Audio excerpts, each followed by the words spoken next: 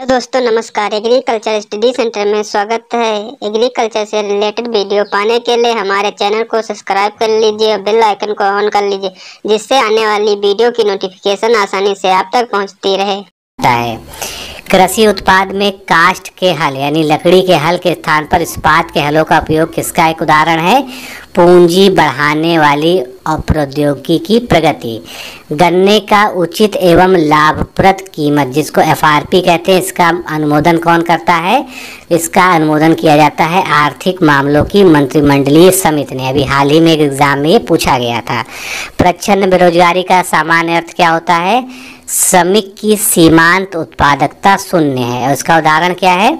कृषि। जैसे कृषि में जो है आवश्यकता से अधिक लोग इन्वॉल्व होते हैं, जितना उत्पादन नहीं होता है उससे ज़्यादा जो है लोग उसमें जो है लगे होते हैं, क्योंकि कृषि जो है कहीं ना कहीं एक पारिवारिक व्यवसाय भी है।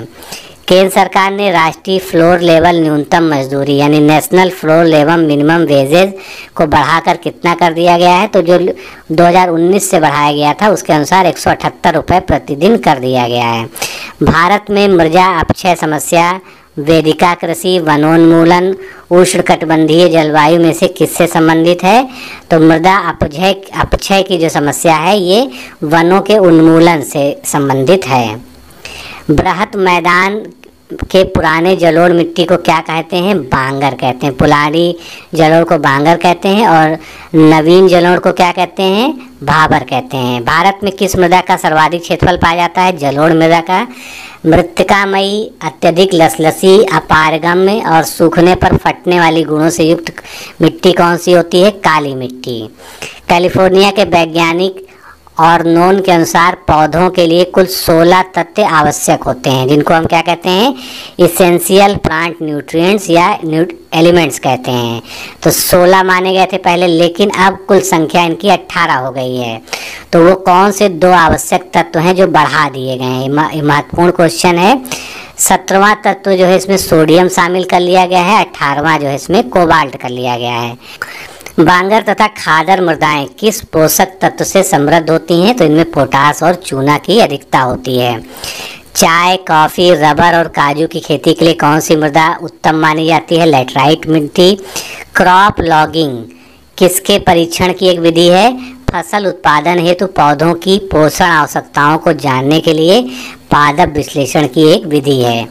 पीडोजेनेसिस के अंतर्गत किसका अध्ययन किया जाता है? मृदा के निर्माण का। पेडो मतलब होता है मृदा, जेनेसिस मतलब होता है निर्माण। तो मृदा के निर्माण का अध्ययन या सॉइल फॉर्मेशन का अध्ययन पेडोजेनेसिस में किया जाता है। आर्द्र एवं शुष्क मौसम के क्रमिक परिवर्तन के कारण निच्छालन का सर्वाधिक प्रक्रिया के फलस्वरूप कौन सी मृदा विकसित होती है? लैटराइट। मैनग्रोव वनस्पति किस मृदा में पाई जाती है? मैनग्रोव जो है दलदली मृदा में पाई जाती है। अगला प्रश्न देखते हैं। बेसाल्ट चट्टान खनिज पर किस मृदा का विकास हुआ है? काली मृदा का। ग्रेनाइट, नीस और सिस्ट जैसे प्राचीनतम परिवर्तित चट्टानों की टूट फूट से किस मृदा का विकास हुआ है? काली मृदा का। एंटीसॉल गण के अंतर्गत भारत की कौन सी मिट्टी रखी जाती है? एंटीसॉल जो है एक ऑर्डर है, एक गण है, तो इसमें जो है नवीन जलोढ़ मृदा को सम्मिलित किया जाता है। एक तरह का ये क्लासिफिकेशन है। 7वां सन्निकटन मृदा वर्गीकरण की पद्धति के अनुसार दक्षिण भारत की काली मृदा किस ऑर्डर में रखी गई है? तो इस काली मिट्टी जो है ये वर्टिसॉल में रखी जाती है। मृदा कणाकार में क्ले कण का जो है कितना व्यास होता है? तो क्ले का जो व्यास होता है वो 0.002 मिलीमीटर से कम होता है। मृदा परिच्छेदिका में पौधों की अधिकांश जड़ें किस संस्तर में फैली होती हैं? ए संस्तर में। मृदा परिच्छेदिका मतलब क्या होता है? मिट्टी का अगर जो है हम ट्रांसफर सेक्शन काटते हैं तो हमको उसमें मिट्टी की कई सारी लेयर्स दिखती हैं और एक एक लेयर को एक एक होराइजन कहते हैं। ओ से शुरू होके ये जो है ABC नीचे तक चलती है। तो जो पौधों की अधिकांश जड़ें होती हैं वो कहाँ तक फैली होती हैं? वो ए होराइजन तक फैली होती हैं। लवणीय तथा क्षारीय मृदा में कौन से फल लगाए जाते हैं? तो अमरूद, आंवला, फालसा और जामुन इत्यादि जो है इसमें लगाए जाते हैं। दक्षिण भारत की काली मृदाएं किस गण संवर्ग का प्रतिनिधित्व करती हैं? अभी हमने देखा वर्टिसॉल का। 0.5 से 1% तक, थोड़ा सा ये गलत टाइप हो गया है। पौधों की वृद्धि सामान्यतः किस मृदा पीएच के मध्य होती है? तो पौधों की जो सबसे अच्छी ग्रोथ होती है, ऑप्टिमम ग्रोथ होती है, उसके लिए पीएच चाहिए मिट्टी का 6 से 7.5, यानी ना बहुत ज़्यादा अल्कलाइन ना बहुत ज़्यादा एसिडिक। वह मिट्टी जो वायु द्वारा उड़ाकर दूसरे स्थान पर पहुंचा दी जाती है, उसको कौन सी उपमा दी जाती है? तो उसको वातोड़ मिट्टी कहते हैं। पौधों की वृद्धि सामान्यतः किस मृदा पीएच के मध्य होती है? 6 से 7.5 के बीच। मृदा में खनिज पदार्थ की कितनी मात्रा पाई जाती है? 40 से 45% तक। क्ले कण का आकार कितना होता है? क्ले का आकार जो है 0.002 मिलीमीटर से कम व्यास होता है इसका। मृदा परिच्छेदिका यानी सॉइल प्रोफाइल, इसको हिंदी इंग्लिश में क्या कहते हैं? सॉइल प्रोफाइल का कौन सा संस्तर, संस्तर मतलब होराइजन, तो कौन सा संस्तर जो है सबसे अधिक उपजाऊ तथा पौधों की दृष्टि से महत्वपूर्ण होता है? ये संस्तर जिसको टॉप सॉइल भी कहते हैं। नेक्स्ट क्वेश्चन देखते हैं, किस प्रकार का मृदा जल, मृदा जल मतलब सॉइल वाटर, जो पानी में ट्रैप रहता है मिट्टी में, तो जो पानी जो है मिट्टी में ट्रैप रहता है उसको मृदा जल कहते हैं।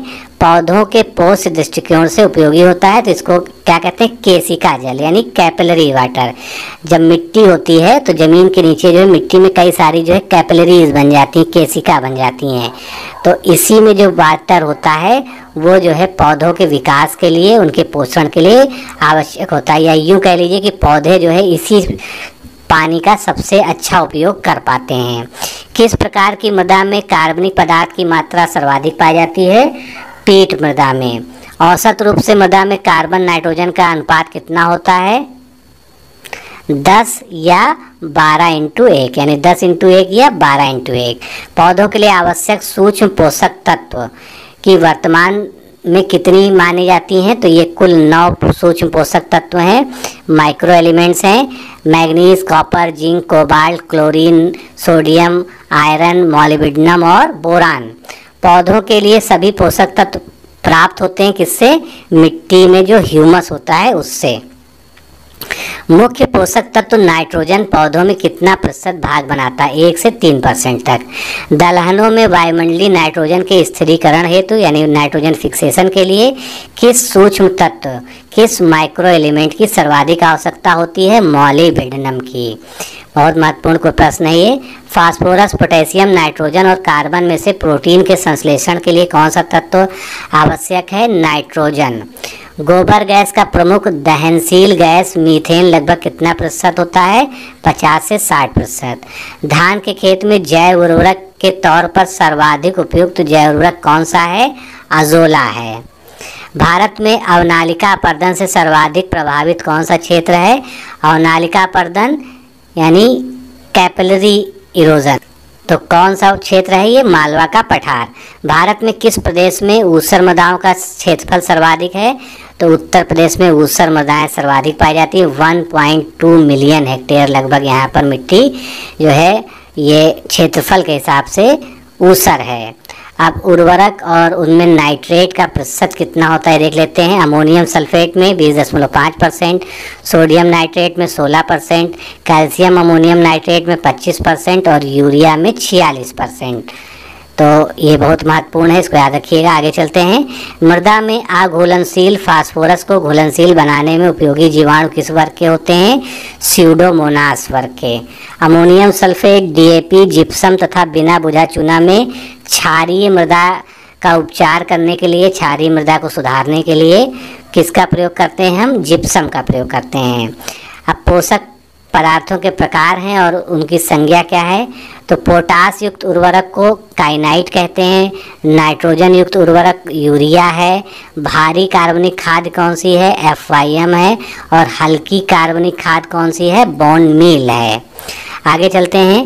1 हेक्टेयर बराबर कितना एकड़ होता है? 2.47 एकड़ होता है। मृदा अपर्दन प्रक्रियाओं का सही क्रम क्या है?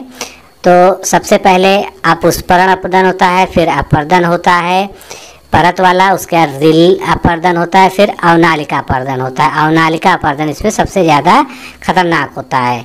कॉपर, गंधक, आयरन तथा मैग्नीशियम में से कौन सा तत्व वनस्पति तेल यानी वेजिटेबल ऑयल के निर्माण में सहायक होता है गंधक या सल्फर। क्लोरोफिल की संरचना के लिए कौन सा तत्व आवश्यक है? बहुत ही महत्वपूर्ण प्रश्न है ये। क्लोरोफिल के लिए मैग्नीशियम की आवश्यकता होती है। भारतीय मृदा में सामान्यतः किस तत्व का अभाव पाया जाता है? नाइट्रोजन कम पाई जाती है। कौन सा जीव चावल की फसल के लिए जैव उर्वरक का कार्य कर सकता है? नील हरित शैवाल या BGA यानी ब्लू ग्रीन एल्गी। जैव उर्वरक प्रवाल मूल, कवल मूल, लाइकेन, इनमें से कौन सा एक कवकों यानी फंजाई के और उच्चतर पादपों के जड़ों के बीच का आपसी सहचर्य है या सिम्बायोसिस है? तो ये है कवक मूल। रेगुर किसका नाम है? रेगुर काली मिट्टी का एक अन्य नाम है। राइजोबियम प्रजाति में कौन सी प्रजाति सोयाबीन की जड़ों में गांठ बनाती है? राइजोबियम जैपोनिकम, ये जो है सोयाबीन की जड़ों में नोड्यूल्स का फॉर्मेशन करती है। चलिए सुमेलन करते हैं। एंजियोस्पर्मियम क्या है? ये घास कुल के फसलों की जड़ के भीतर और जड़ों पर उगता है। एजेटोबैक्टर क्या है? युक्ता जीवी नाइट्रोजन जैवीकरण जीवाणु यानी नाइट्रोजन फिक्सिंग बैक्टीरिया है ये। वैम फास्फोरस अंतर्ग्रहण में सहायता करता है। एजोला ये एक जलीय फर्म है जो कि प्लव्यमान होता है यानी तैरता रहता है। वह दलहनी फसल जिसमें प्रायः मैदानी क्षेत्रों में सहजीवी नाइट्रोजन स्थिरीकरण नहीं होता है, फ्रेंच बीन में नहीं होता है। लेग हीमोग्लोबिन पाई जाती है लेग्यूम मूल ग्रंथियों में, और लेग्यूम मूल ग्रंथियां कहाँ बनती हैं? जो दलहनी फसलें होती हैं उनकी जड़ों में। वर्मी कल्चर में कौन सा वर्म प्रयोग होता है? Thread worm. चिकने मृदा कण जिसको माइसिल्स कहते हैं, इसकी सतह होती है कैसी? निगेटिवली चार्ज होती है यानी ऋणात्मक आवेशित होती है। मृदा कणों से संबद्ध होते हैं धनायन जिनको हम कैटायन कहते हैं। उच्च धनायन विनिमय क्षमता यानी हाई कैटायन कैपेसिटी लक्षण है चिकने मृदा कणों का। मृदा से जल के साथ बह जाने की सामान्य प्रवृत्ति होती है किसमें? ऋणायनों में। बलुई मिट्टी या सैंडी सॉइल प्रायः पोषक तत्वों से न्यून होता है यानी न्यूट्रिएंट डिफिशियंसी होती है उसमें, क्योंकि धनायन व ऋणायन दोनों ही मृदा कणों से संबंध नहीं रहते हैं। नई सुधारी गई ऊसर में हरी खाद के लिए सबसे उपयुक्त फसल कौन सी है? तो इसमें जो है सबसे उपयुक्त फसल है ढेंचा। किस मृदा को कम सिंचाई की आवश्यकता होती है? क्योंकि वह मृदा नमी को रोके रखती है, तो जलोढ़ मृदा जो है इसको कम सिंचाई की आवश्यकता होती है। क्लाइमेटिक, बायोटिक, इडेफिक और टोपोग्राफिक में कौन सा मृदा से संबंधित है? तो इसमें से मिट्टी संबंधित कौन सा है? इडेफिक। पर्णीय छिड़काव के लिए सबसे प्रचलित उर्वरक कौन सा है? यूरिया। संसार में सर्वाधिक भैंसों की संख्या कहाँ पर पाई जाती है? भारत में।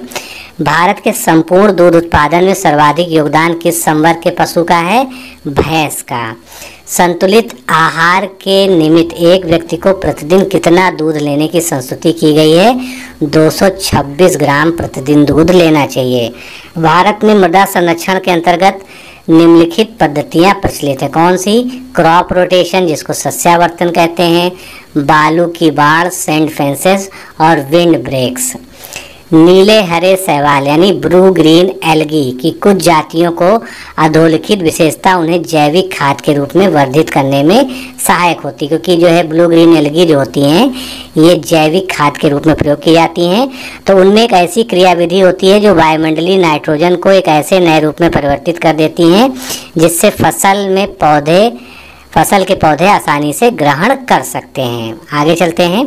मृदा का लवणी भवन मृदा में एकत्रित सिंचित जल के वाष्पीकृत होने से पीछे छोटे नमक और खनिजों से उत्पन्न होता है। सिंचित भूमि पर लवणी भवन का क्या प्रभाव पड़ता है? यानी अगर सिंचित भूमि पर जो है साल्ट का जमाव हो जाए, लवणी भवन मतलब साल्ट का जमाव होना, तो क्या होगा? कुछ मृदाओं को ये अपारगम्य बना देगी, यानी न नीचे से ऊपर कुछ जा सकेगा उसमें न्यूट्रिएंट या पानी, ना नीचे से ऊपर जा सकेगा ना ऊपर से नीचे आ सकेगा। पुंडीज नामक तैरती ठोस भूमि मिजोरम, नागालैंड, मणिपुर और असम में से किस राज्य में है? तो पुंडीज कहाँ पर है? मणिपुर में है। सघन पशु विकास कार्यक्रम किस पंचवर्षीय में शुरू किया गया था? तो ये तीसरी पंचवर्षीय योजना में शुरू किया गया था। भारत में ऑपरेशन फ्लड कार्यक्रम के जनक के रूप में किसको जाना जाता है? डॉक्टर वर्गीस कुरियन को। संसार में सर्वाधिक दूध उत्पादक गो नस्ल के रूप में कौन सी नस्ल सुप्रसिद्ध है? Holstein Friesian. ये सबसे ज़्यादा दूध देने वाली गाय की नस्ल है। विश्व में दूध की रानी की उपमा किस बकरी की नस्ल को दी जाती है? सानेन बकरी को। टॉमवर्थ किसकी नस्ल है? ये सुअर की नस्ल है। संसार में सुअरों की सर्वाधिक संख्या कहाँ पाई जाती है? चाइना में।